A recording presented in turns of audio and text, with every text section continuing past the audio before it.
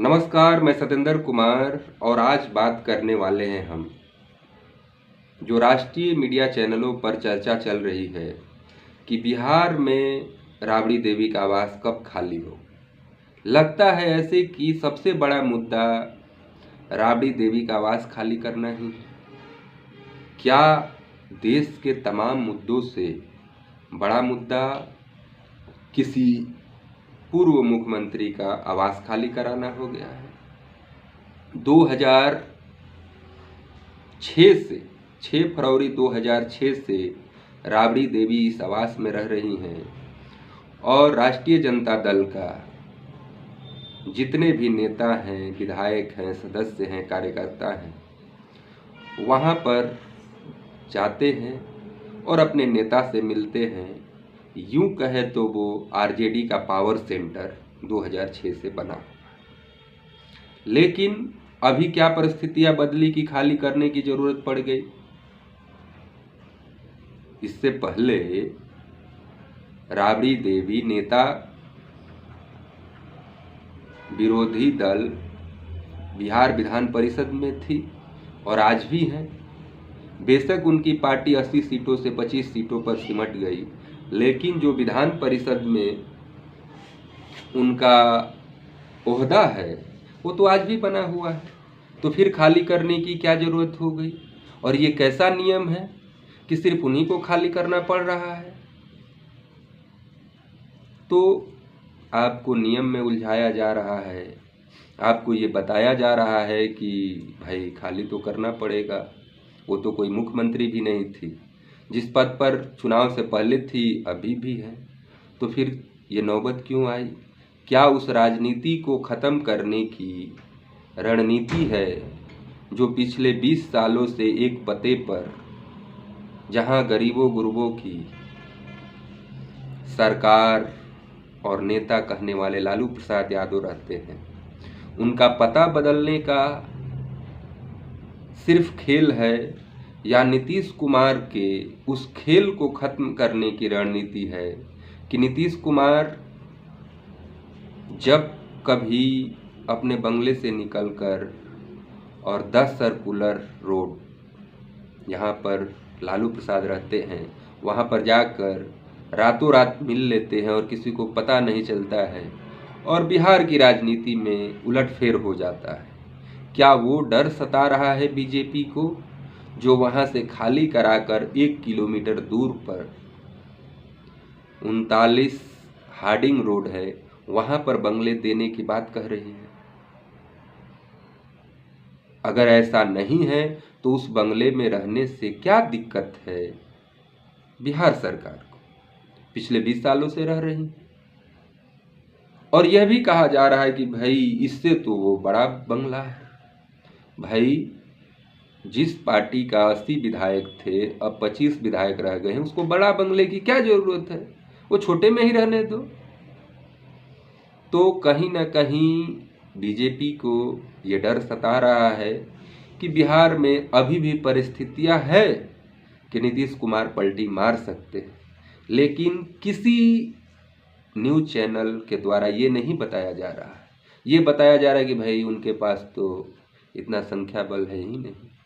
तो आप जोड़ लीजिए कि 85 विधायक नीतीश कुमार के हैं, 25 विधायक राष्ट्रीय जनता दल के हैं, 85 और 25 110 हो गए, 6 कांग्रेस के हैं 116 हो गए, 5 ओवैसी के हैं 121 हो गए, 2 माले के हैं और 1 बहुजन समाज पार्टी के हैं।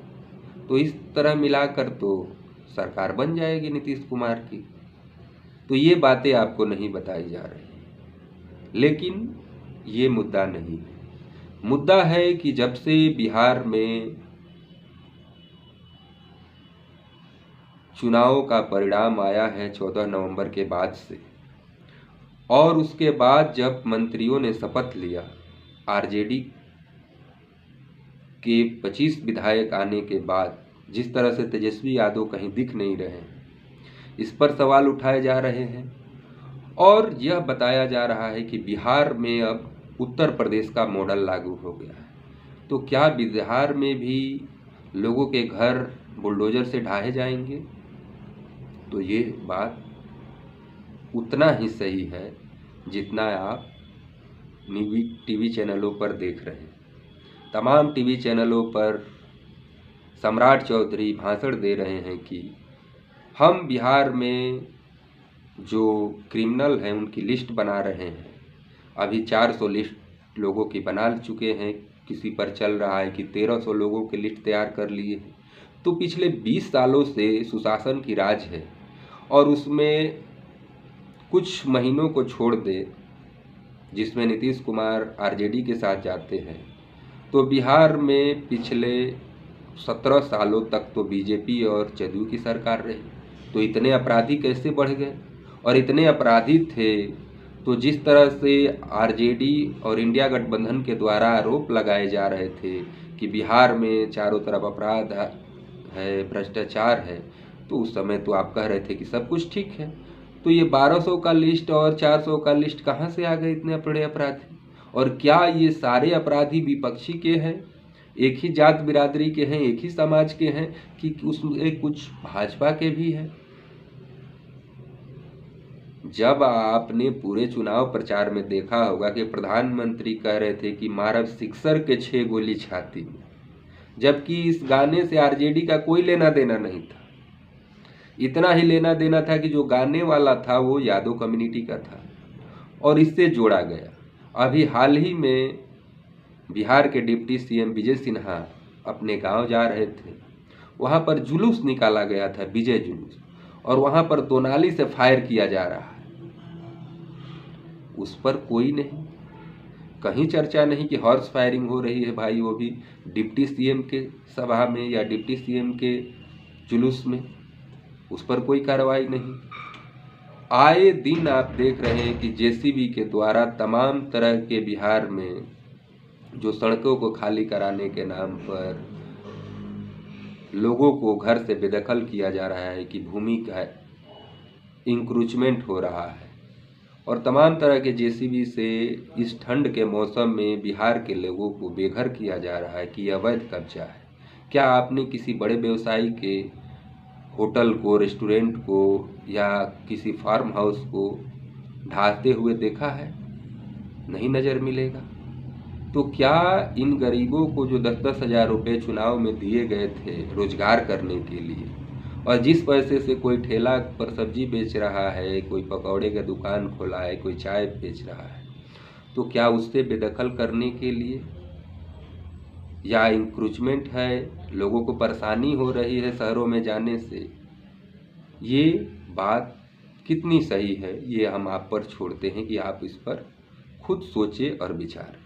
लेकिन जहाँ तक बात है कि बिहार के पूर्व मुख्यमंत्री का बंगला खाली हो रहा है, जब पूर्व मुख्यमंत्री का बंगला खाली हो जाएगा तो क्या अवैध कब्जा से लोगों को मुक्ति नहीं कराई जा सकती है? जिस राज्य की 60% से अधिक जनता गरीब है, जिसके पास कोई रोजगार नहीं है, उसको रोजगार देने की बात कहने वाले सरकार चुनाव के दौरान 1,41,00,000 महिलाओं के खाते में पैसा डालने वाली सरकार अब कह रही है कि हम गरीबों को ही ख़त्म कर देंगे। तो ये सोचने की बात है। दूसरी तरफ बात कही जा रही है कि नेता राबड़ी देवी को और लालू प्रसाद यादव का जो बंगला है, जो पिछले 20 सालों से रह रहे हैं, वो नियम है कि खाली करा देंगे। वही आरजेडी के नेता कह रहे हैं कि हम तो खाली नहीं करेंगे। प्रियंका भारती जो एक न्यूज़ 24 के चैनल पर कह रही हैं कि देश के किसी मवेशी को, डॉक्टर को क्या Z+ की सुरक्षा मिली हुई है? तो कहती है कि नहीं, ऐसा तो नहीं हो सकता। आपके नज़र में कोई है तो बताइए। तो बताइए कि भारत के एक मवेशी डॉक्टर को Z+ की सुरक्षा कैसे मिल गई है? क्या ये नियम है? जो कोई नेता नहीं है, जो सुरक्षा प्रधानमंत्री को हो, गृह मंत्री को है, योगी आदित्यनाथ को है, वो सुरक्षा एक मवेशी के डॉक्टर को। तो उनका तंज था मोहन भागवत पर कि मोहन भागवत तो कोई नेता नहीं है, कोई ऐसा संगठन नहीं है जो भारत में रजिस्टर्ड हो, तो उनको Z+ की सुरक्षा क्यों दी गई है? उनके सुरक्षा में 58 CISF को जवानों को क्यों रखा गया है? तो इस बात को हमने चेक किया कि क्या ये बात जो आरोप लगा रहा है विपक्ष सही है या गलत है। तो हमने गूगल सर्च किया तो पता चला कि मोहन भागवत को Z+ VVIP सुरक्षा दी गई थी 2022 में, लेकिन 2024 में इंटेलिजेंस ब्यूरो की जानकारी मिली कि उनके जान को खतरा है और उन्हें ASL की सुरक्षा दी गई, जिसमें 58 कमांडो उनके साथ सुरक्षा में हैं क्लॉकवाइज। मतलब कुछ अभी सुरक्षा कर रहे हैं, फिर कुछ दूसरे बार कहीं जाएंगे तो वहाँ सुरक्षा करेंगे। तो इतना खतरा क्यों है? जो व्यक्ति देश का कोई संवैधानिक पद पर नहीं है, उसे इतना बड़ा सुरक्षा किस नियम के तहत दिया जा रहा है? RSS मुख्यालय को जो कहीं रजिस्ट्रेशन नहीं है भारत में, उसको 150 CISF जवानों से रखकर सुरक्षा दी जा रही है। क्या ये संवैधानिक है? क्या ये नियम है? मुरली मनोहर जोशी हो, आडवाणी जी हो, आज भी उनको दिल्ली में आवास मिला हुआ है। तो ये सिर्फ राजनीतिक बातें हैं, इस पर बीजेपी के द्वारा कोई जवाब आपको नहीं मिलेगा।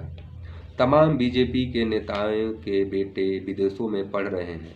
एक भी ऐसी यूनिवर्सिटी पिछले 11-12 सालों में नहीं बनाई गई जिसमें यहाँ के लोग पढ़ें और देश के बेहतर करें। तो सिर्फ किस मुद्दों पर वोट मांगा गया, किस मुद्दे पर चुनाव हुआ, क्या सब कुछ चुनाव ही रह गया है या देश की जनता से भी कोई सरोकार है? वोट लेने के लिए सिर्फ गरीब जनता है और सत्ता के मलाई खाने के लिए नेता के बेटा और करोड़ों के धन अर्जित करने वाले कुछ चंदपति, करोड़पति, अरबपति या कुछ व्यवसायी ही देश को चला रहे हैं। और किस तरह से चला